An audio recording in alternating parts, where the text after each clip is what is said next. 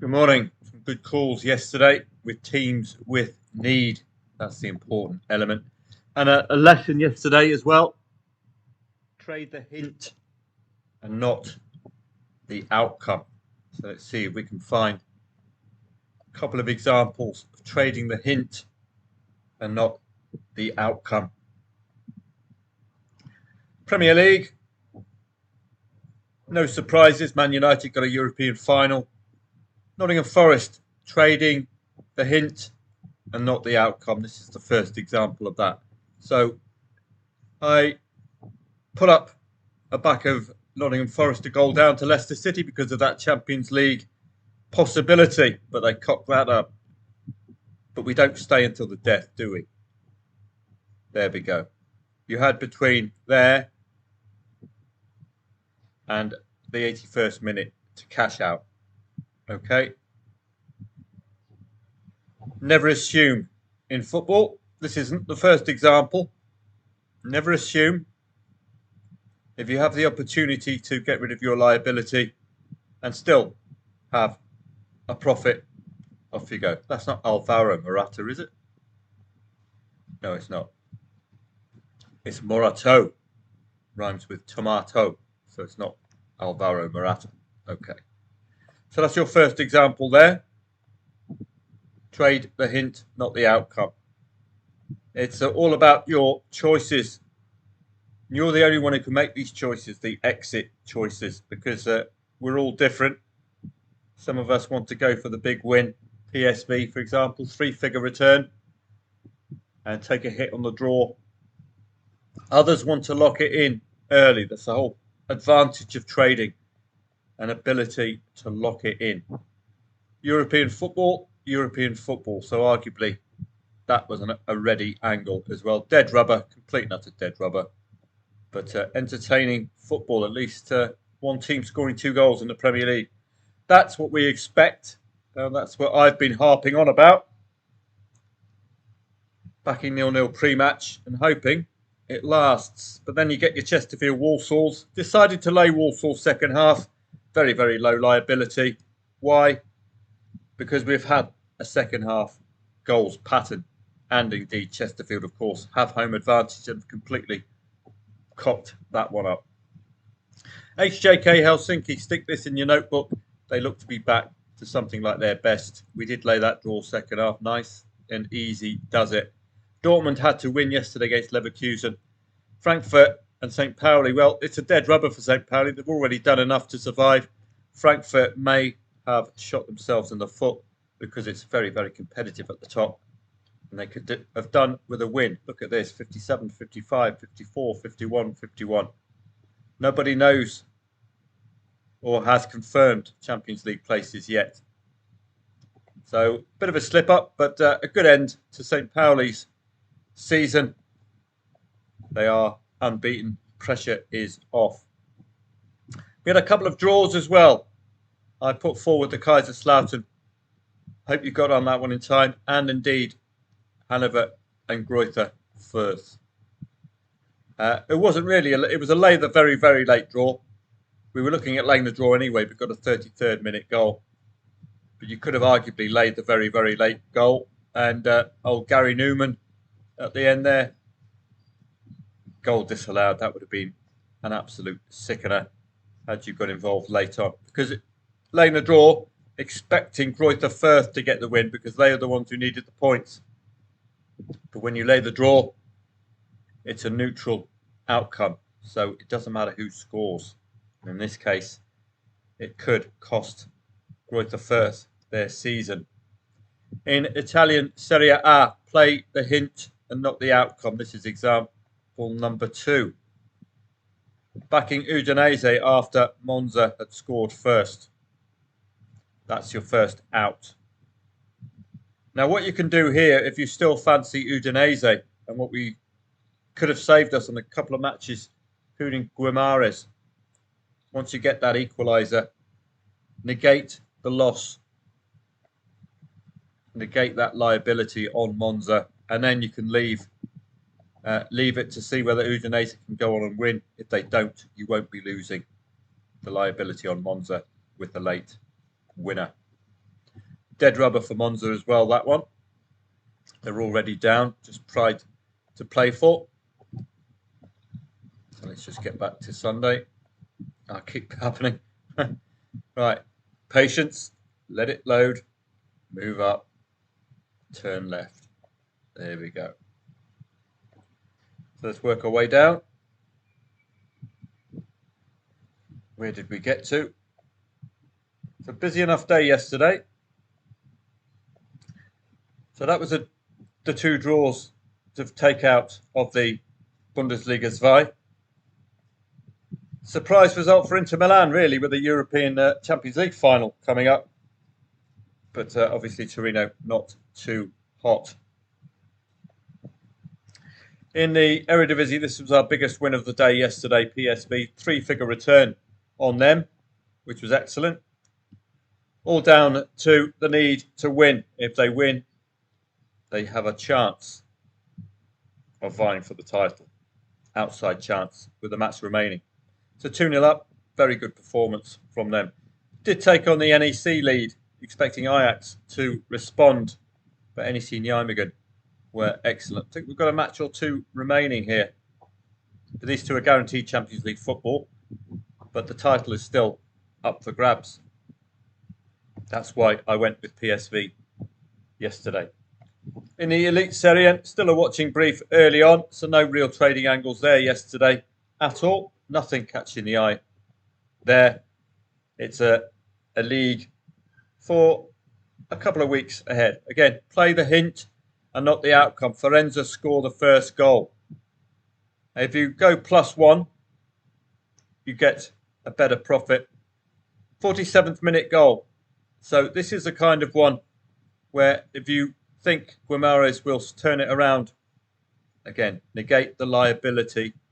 Like the Udinese match on Forenza, load up profit on Guimaraes. If it doesn't come off, you leave unscathed. That's the key there, getting out unscathed. So that's something to take out of yesterday, playing the hint and not the outcome. Don't forget the Liverpool match. I put up a small matter of laying over 8.5 goals. And again, play the hint, not the outcome. The outcome, well, we were a goal shy. Not the Liverpool match, it was the other match. Barcelona, sorry. Laying over 8.5 goals in a Barcelona match.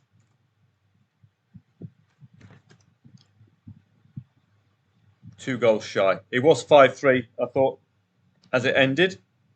I thought it was 5-3. But at any time here, you could have got out with a great return for a very small liability, laying over 8.5 goals. Play the hint, not the outcome. The market with 6 goals by half time, clearly interested in the 8.5 goal. So you get out with that hint. The market's hinting that they expect 9+ goals. So a great call there as well. And a real lesson from yesterday. Options at exit and playing the hint and not the outcome. If you play the hint, you're playing the odds movement, aren't you? Sheffield United against Bristol City. It was all spoilt by a red card in the first leg. And Bristol City got a mountain to climb against a Blades side who are very, very adept at snooze fests, 0-0s, etc. So I'm not expecting anything from Bristol City. They must score the first 3 goals. SJK with HJK winning yesterday and KUPS winning. SJK's chance today, second in the league. Pretty solid side. Already got us a couple of profitable trades, so well worthy of your attention at 5 o'clock. Venezia and Fiorentina, anything to play for here?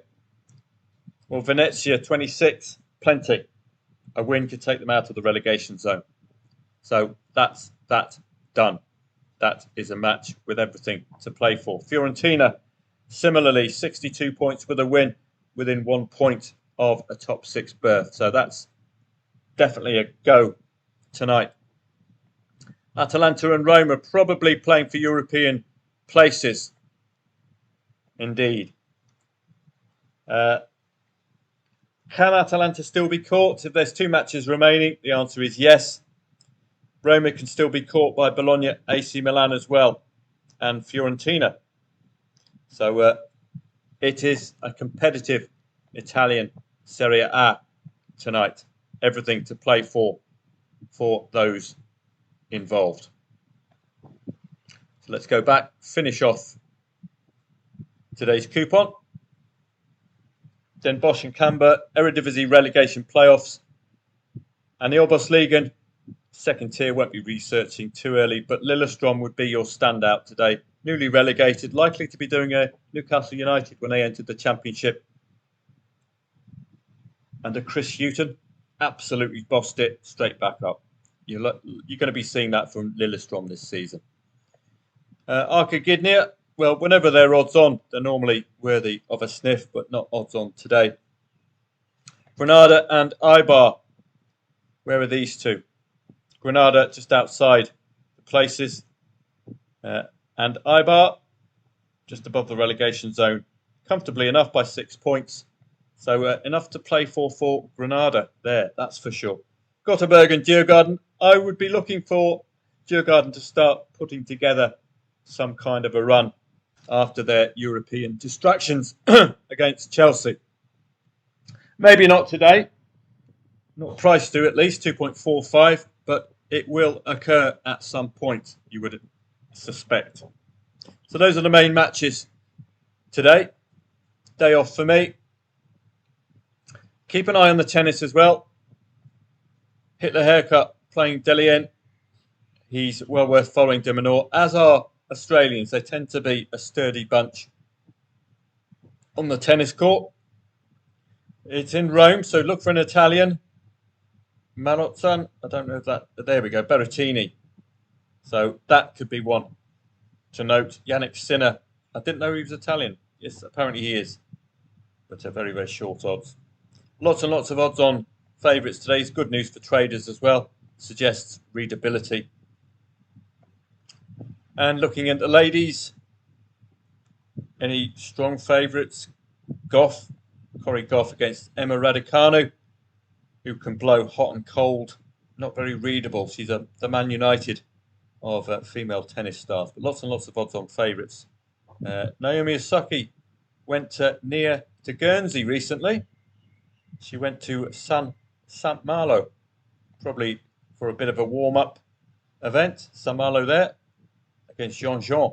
That was the match I was following for Naomi there. So obviously a bit of a tune-up on French clay in France. Very near to Guernsey, St Malo. It's about an hour away. Have a great day today. No live stream or no Telegram service for me today. Day off for me. We're going to start the transition now to the summer leagues, and today as well I will be looking at beginning the betting testing lab, the football testing lab today. Probably not a good coupon to start it off with. It's very small and staggered, so probably not going to get any plays from my selections, which I'll be looking at the backing the 0-0 in the half-time market, along with that pitch profit footy system, which we've sussed out bits of it. I'm going to be making selections by backing the team with the biggest draw in the league. But for me, it's a minimum 5 matches in the league. So this one, it's not enough matches to pick the team with the lowest draw. 3.6 could be relatively high, couldn't it? So I tend to look for 5 matches or more in a league. And then 2 options, back the biggest priced, the match with the biggest priced favourite in it. Probably not a cup match. The match with the biggest price favourite. So, for example, in this match, although it's not 5 teams, we'll be looking at 2.35. Team with the biggest draw odds as well. Sorry, the smallest draw odds, 3.3. So I'll be following them at the initial summer or the initial start to this season, this year. The results have been excellent. So that does augur well. I do like Bet and Go. Got other ideas as well for Bet and Go strategies. I'll be trying them out, predominantly based around the market. That way you don't really need any specialist knowledge, i.e. if the home favourite is at X odds, we will do X, Y and Z. That kind of a thing. That helps make selections a lot simpler, doesn't it? But I will be coming up with some more ideas for you for Bet and Go footballing strategies. And the staking plan is all important as well. There's the staking machine. My K is stuck, so it's going to take, there we go. The staking machine is an introduction to staking plans. Do have a look at the staking plan section here, and you'll see the whole raft of staking plans above level stakes that you can use. And I think this is an important consideration. For example, pitch profit footy using Fibonacci, which is here somewhere. But Fibonacci to back. But these staking plans really do open up the whole gamut for you. Don't just think about level stakes on either the back or the lay side. If you can get a selection system and it can fit in with a staking plan, you've solved the problem. So have a look there, thestakingmachine.com/staking plans. It's not something you would ordinarily look at as a football trader because you've got probably use your standard staking size, maybe compound that as a percentage of a growing betting bank. But these staking plans can change your profitability, can increase profit above level stakes, can reduce risk as well and ensure a longer return.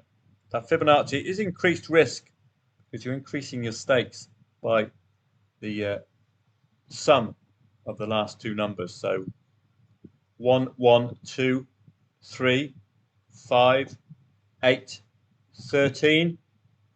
So 13 and 8 is 21. 21 and 13 is 34. And so it goes on with Fibonacci. So have a look at that. That's the main staking plan that we'll be using. But it starts off, ours will start off with a 1, 1. Rather than going straight into the 2. So ours would be 1, 1, 2, 3, 5, 8, 13. I still don't know how far down the ladder they go at pitch profit footy, but it's saving you 70 or 80 quid trying to suss it out. And there'll be more staking plans coming along. I've got a whole raft of ideas for you, but we need the season to flesh out for the summer leagues before I can start giving proper selections. But I will be starting creating some content for you for the Football Testing Lab. I think it's going to be a nice addition to the service with a full season starting in August. Have a great day in the meantime. Members of footballtradingprofits.com, I hope you had a good weekend. Those of you who want to join footballtradingprofits.com, do click on the link here. And with our first e-letter video out last Friday, plenty of solid information. Do please have a look at joining the e-letter. I'll be doing a video every Friday now. We were talking about tennis trading last Friday. We talked about the summer leagues last Friday as well. This Friday we will be continuing our look into tennis with perhaps a look at some of the attendant research websites that you can use. And we'll also be looking further into our summer leagues. And there'll be some additional statistical looks at the season gone, because I think patterns from this season gone, particularly for the big boys, can give us an angle into next season. In the meantime, have a great Monday. Day off for me. I'm off out on the motorbike. It is rainy season now, so I've got to bring my rainy gear with me. Off down to the beach, do a little bit of work. Lovely jubbly. Have a great day. I hope you made a nice profit last night. Don't forget, as a trader, we have the option to play the hint and not the outcome. Keep that in mind for your future exit decisions. If you're going to pin your hopes on a team winning, then at least negate the liability of their opponent if you have that opportunity. Have a great day.